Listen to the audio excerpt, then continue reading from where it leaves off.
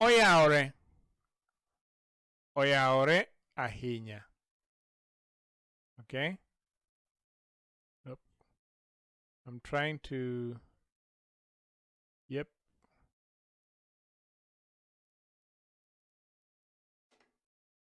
There you go. Oyawore. Oyawore ahinya. Idhi nade? Adhi maber. Idhi nade? Maber. Be iwacho dholuo? Matin. Be in jaluo?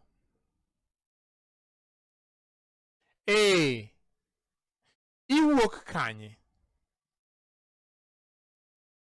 Awuok Kisumu. Amor ahinya mar romo kodi. Puonj mar ariyo, second lesson. Be iwacho dholuo?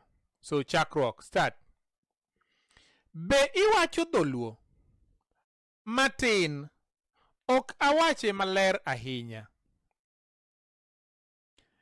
Isebet ka e kinde marom nade? Dweche ariyo.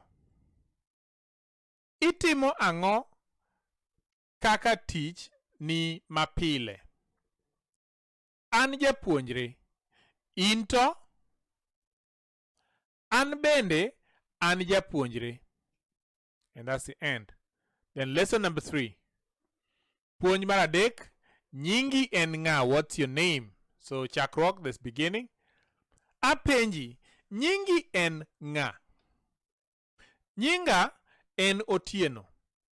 In to nyingi en ng'a? Awino. Iwacho dholuo maler ahinya. En sa adi? En sa 10:30 odhiambo. Iwacho nang'o? En sa 10:30 odhiambo. Iwacho nang'o? Awacho ni en sa 10:30 odhiambo. Erokamano. Then the fourth lesson is Penjo asking for the directions. Oyawore Japuonj. Oyawore japuonjre. En wach mane? Amanyo chiro. Be inyalo nyisa kaka anyalo chopo kuno? Oyo, mos, akia. Aparo ni anyalo kao bas ka adhi e chiro. Be ing'eyo kama stand mar bas nitiere? En kacha. Kanye? Ok anene? Loka kocha mar ndara. Be ing'eyo ka nitiere ot matin kama chiegni ka? Nitiere achiel ka. En ei duka. Erokamano.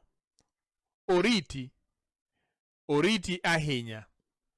And that's the end. So I hope you enjoyed the 4 lessons and you'll be able to be competent to speak those 4 lessons with your friends or practice with your enemies. If you have enemies, you can practice with them. And our sole intention is that you learn Luo language. So if you're learning, we are happy.